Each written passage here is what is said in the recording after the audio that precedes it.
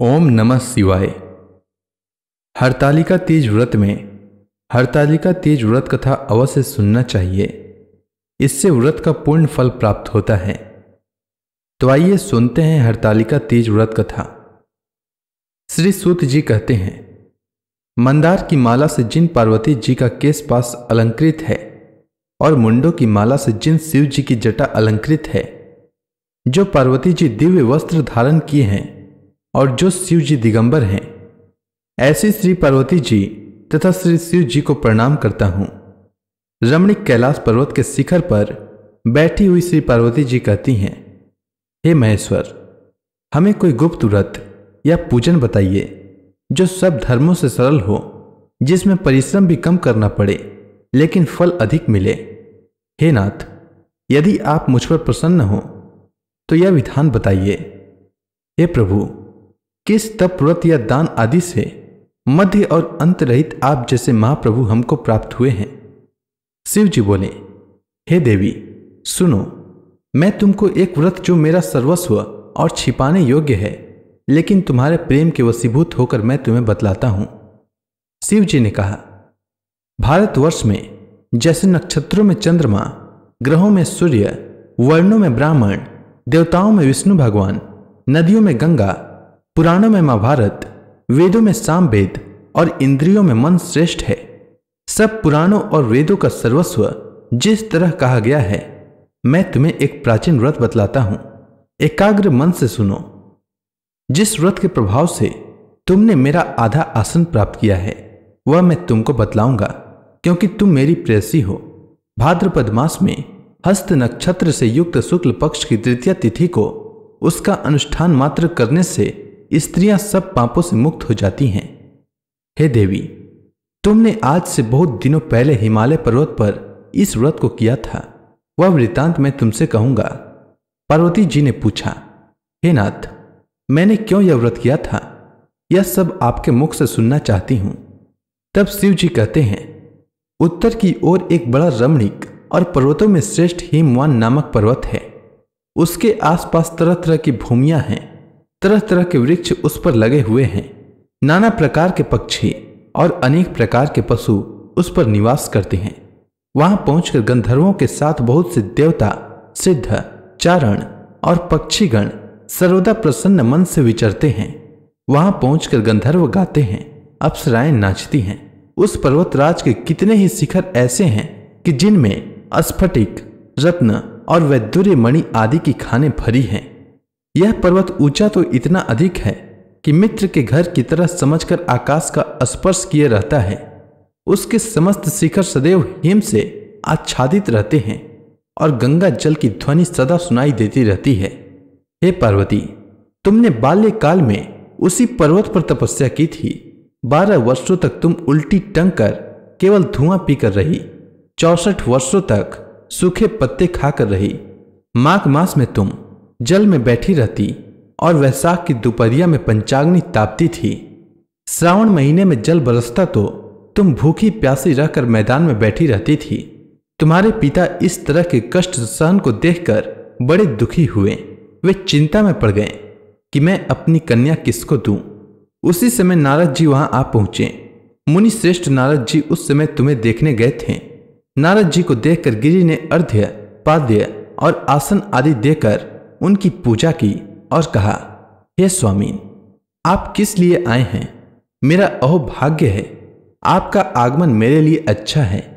नारद जी ने कहा, हे पर्वतराज सुनो, मैं भगवान विष्णु का भेजा हुआ आपके पास आया हूं। आपको चाहिए कि यह योग्य कन्या रत्न किसी योग्य वर को दें। भगवान विष्णु के समान योग्य वर ब्रह्मा, इंद्र और शिव इनमें से कोई नहीं है। इसलिए मैं वही कहूंगा कि आप अपनी कन्या भगवान विष्णु को ही देवें। हिमवान ने कहा, भगवान विष्णु स्वयं मेरी कन्या ले रहे हैं और आप यह संदेश लेकर आए हैं, तो मैं उन्हें अपनी कन्या दूंगा। हिमवान की इतनी बात सुनकर मुनिराज नारद आकाश में विलीन हो गए। वे पीतांबर, शंख, चक्र और गदाधारी भगवान विष्णु के पास पहुंचे। वहां हाथ जोड़कर नारद जी ने भगवान विष्णु से कहा, हे देव सुनिए, मैंने आपका विवाह पक्का करा दिया। उधर हिमवान ने तुम्हारे पास जाकर कहा, हे पुत्री, मैंने तुम्हें भगवान विष्णु को दे डाली। तब पिता की बात सुनकर तुम बिना उत्तर दिए ही अपनी सखी के घर चली गई। वहीं जमीन पर पड़कर तुम बड़ी दुखी होती हुई विलाप करने लगी। तुमको इस प्रकार विलाप करती हुई देखकर सखी बोली, तुम क्यों इतनी दुखी हो? इसका कारण बताओ। तुम्हारी जो कुछ इच्छा होगी मैं यथाशक्ति उसको पूरा करने की चेष्टा करूंगी, इसमें कोई संशय नहीं है। तब तुमने कहा, मेरी जो कुछ भी अभिलाषा है उसे तुम प्रेम पूर्वक सुनो। मैं एकमात्र शिव जी को अपना पति बनाना चाहती हूं, इसमें कुछ भी संशय नहीं है। मेरे इस विचार को पिताजी ने ठुकरा दिया है। इससे मैं अपने शरीर को त्याग दूंगी। तुम्हारी इस बात को सुनकर सखियों ने कहा कि शरीर का त्याग न करो, चलो किसी ऐसे वन को चले जहां पिता को पता न लगे। ऐसी सलाह कर तुम वैसे वन में जा पहुंची। उधर तुम्हारे पिता घर घर तुम्हें खोजने लगे। दूतों द्वारा भी खबर लेने लगे कि कौन देवता या किन्नर मेरी पुत्री को हर ले गया है।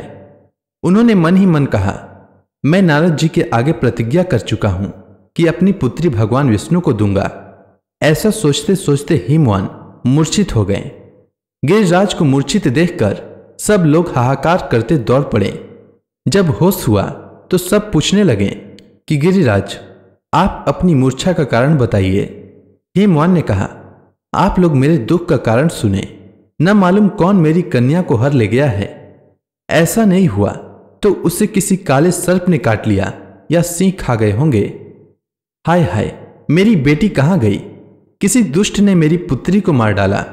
ऐसा कह वे वायु के झोंके से कांपते हुए वृक्ष के समान कांपने लगे। इसके बाद हिमवान तुम्हें वन वन खोजने लगे।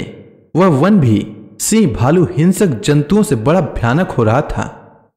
तुम भी अपनी सखियों के साथ उस भयानक वन में चलती चलती एक ऐसी जगह जा पहुंची जहां एक नदी बह रही थी। इसके रमणीक तट पर एक बड़ी सी कंदरा थी। तुमने उसी कंदरा में आश्रम बना लिया और मेरी एक बालुकामयी प्रतिमा बनाकर अपनी सखियों के साथ निराहार रहकर मेरी आराधना करने लगी। जब भाद्रपद शुक्ल पक्ष की हस्त नक्षत्र तृतीया तिथि प्राप्त हुई तब तुमने मेरा विधिवत पूजन किया और रात भर जागकर गीत वाद्य आदि से मुझे प्रसन्न करने में बिताया। उस व्रत राज के प्रभाव से मेरा आसन डगमगा उठा, जिससे मैं तत्काल उस स्थान पर जा पहुंचा जहां पर तुम अपनी सखियों के साथ रहती थी। वहां पहुंचकर मैंने तुमसे कहा कि मैं तुम पर प्रसन्न हूं, बोलो क्या चाहती हो? तुमने कहा, मेरे देवता, यदि आप मेरे ऊपर प्रसन्न हैं तो मेरे पति बने। मेरे तथा अस्तु कहकर कैलाश पर्वत पर वापस आने पर तुमने वह प्रतिमा नदी में प्रवाहित कर दी और सखियों के साथ उस महाव्रत का पालन किया। हिमवान भी तब तक उस वन में तुम्हें खोजते हुए आ पहुंचे।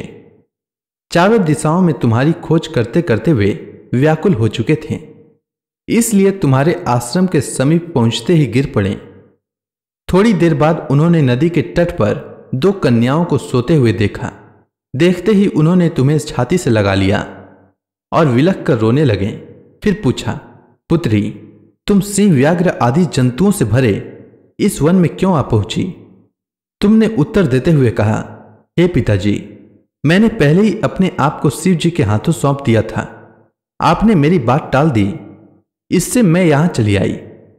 हिमवान ने संतावना दी कि हे पुत्री, मैं तुम्हारी इच्छा के विरुद्ध कुछ न करूंगा।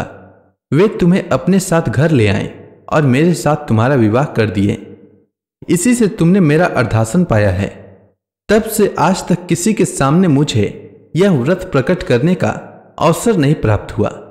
हे देवी, मैं यह बताता हूं कि इस व्रत का हरतालिका नाम क्यों पड़ा।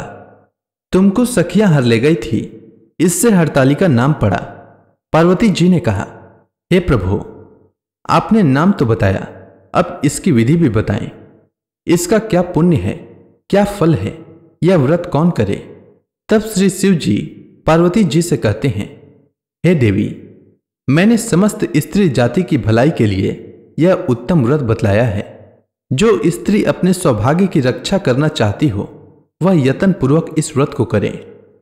केले के खंभे आदि से सुशोभित एक सुंदर मंडप बनावे, उसमें रंग बिरंग के रेशमी कपड़ों से चंदोवा लगाकर चंदन आदि सुगंधित द्रवों से वह मंडप लिपवावे।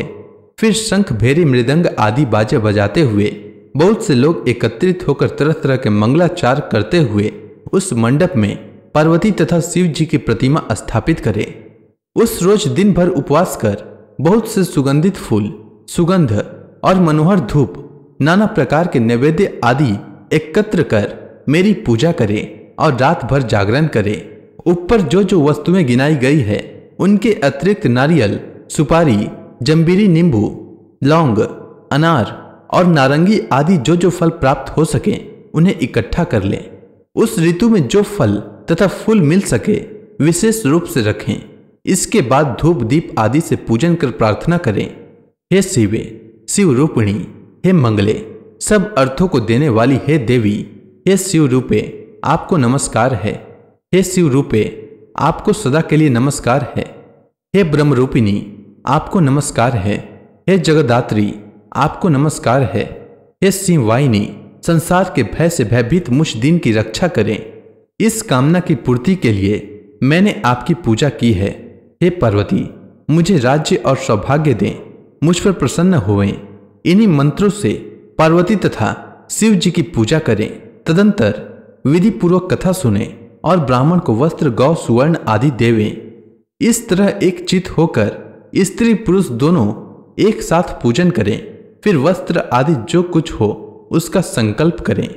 हे देवी, जो स्त्री इस प्रकार पूजन करती हैं वह सब पापों से छूट जाती हैं और उसे 7 जन्म तक सुख तथा सौभाग्य प्राप्त होता है। जो स्त्री तृतीया तिथि का व्रत न कर अन्न भक्षण करती हैं तो वह 7 जन्म तक बंध्या रहती है और उसको बार बार विधवा होना पड़ता है। वह सदा दरिद्र, पुत्र शोक से शोकाकुल, स्वभाव की झगड़ालू, सदा दुख भोगने वाली होती है और उपवास न करने वाली स्त्री अंत में घोर नरक में जाती है। मांसाहार करने से बाघिन, दही खाने से बिल्ली, मिठाई खाने से चींटी और कुछ खाने से मक्खी होती है। तीज का अन्न खाने से सुकरी, फल खाने से बंदरिया, पानी पीने से जोंक, दूध पीने से सांपिन, उस रोज सोने से अजगरी और पति को धोखा देने से मुर्गी होती है। इसलिए सभी स्त्रियां व्रत अवश्य करें। दूसरे दिन स्वर्ण, चांदी, तांबा अथवा बांस के पात्र में अन्न भरकर ब्राह्मण को दान दें और पारण करें। जो स्त्री इस प्रकार व्रत करती हैं वह मेरे समान पति पाती हैं और जब वह मरने लगती है तो तुम्हारे समान उसका रूप हो जाता है। उसे सब प्रकार के सांसारिक भोग और सायुज्य मुक्ति मिल जाती है। इस हरतालिका की व्रत कथा मात्र सुन लेने से प्राणी को 1000 अश्वमेध और सैकड़ों वाजपेय यज्ञ करने का फल प्राप्त होता है। हे देवी, मैंने यह सब व्रतों में उत्तम व्रत बतलाया जिसके करने से प्राणी सब पापों से छूट जाता है। इसमें कुछ भी संशय नहीं है। तो इसी के साथ हरतालिका तीज व्रत कथा पूर्ण होती है। उम्मीद है आपको हरतालिका तीज व्रत कथा अच्छी लगी होगी। धन्यवाद।